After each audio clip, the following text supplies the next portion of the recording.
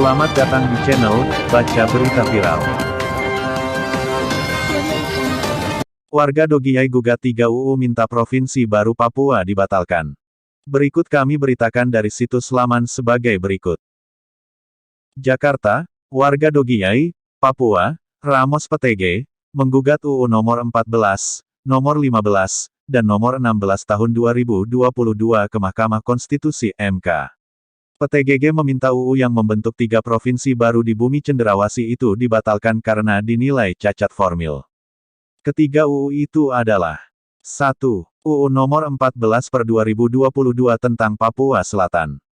2. UU nomor 15/2022 tentang Papua Tengah.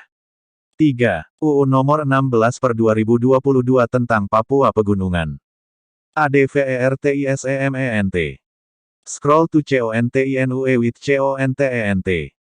Menyatakan UU 14, 15, 16 tahun 2022 bertentangan dengan UUD 1945 dan oleh karenanya tidak memiliki kekuatan hukum mengikat. Demikian petitum PTGG dalam salinan permohonan yang dilansir website MK, Kamis, tanggal 8 September tahun 2022. PTGG menilai ketiga UU itu tidak memenuhi syarat formil pembentukan UU. Di antara alasannya yaitu pertama, UU Pemekaran Papua tidak partisipatif. Hal itu tidak sesuai dengan putusan Mahkamah Konstitusi nomor 91/18/2020 yang menyebutkan bahwa by. Oleh karena itu, selain menggunakan aturan legal formal berupa peraturan perundang-undangan partisipasi masyarakat perlu dilakukan secara bermakna, meaningful participation, sehingga terwujud partisipasi dan keterlibatan publik secara sungguh-sungguh. Partisipasi masyarakat yang lebih bermakna tersebut setidaknya memenuhi 3 prasyarat, yaitu, pertama hak untuk didengarkan pendapatnya, right to be heard.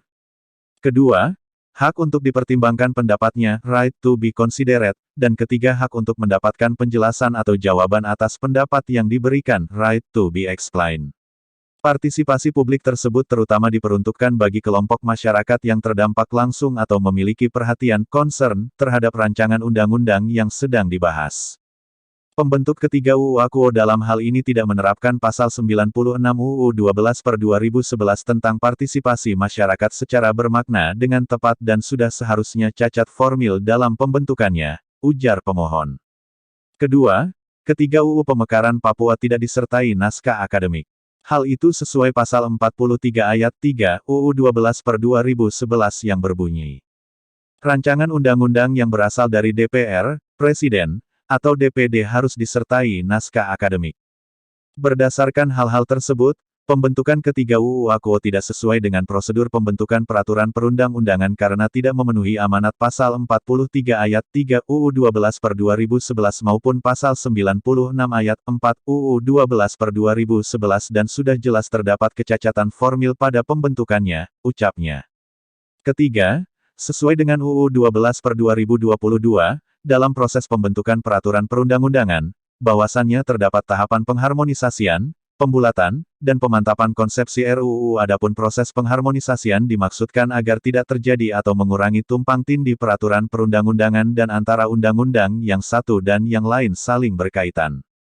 Dalam hal pemerintah dan Dewan Perwakilan Rakyat apabila ingin melakukan pemekaran suatu provinsi dan kabupaten kota di Provinsi Papua, maka pemerintah dan Dewan Perwakilan Rakyat harus memperhatikan beberapa aspek yang tiga diantaranya adalah kesiapan sumber daya manusia, kemampuan ekonomi, dan/atau aspirasi masyarakat Papua.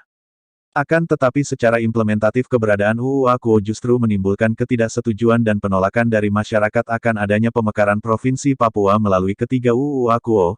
Tentu saja pembentukan ketiga UU Akuo tidak terdapat urgensi yang jelas dan tidak memenuhi kebutuhan hukum dalam masyarakat, tutur pemohon.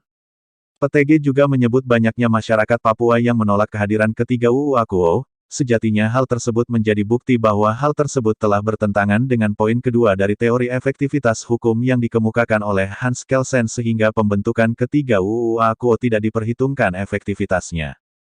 Oleh karena itu, pembentukan ketiga UU Akuo tidak menerapkan asas dapat dilaksanakan sebagaimana diatur dalam pasal 5 huruf D, dan sudah sewajarnya dinyatakan cacat formil, urai pemohon. Berkas judicial review itu telah diterima MK dan masih diproses kepaniteraan MK.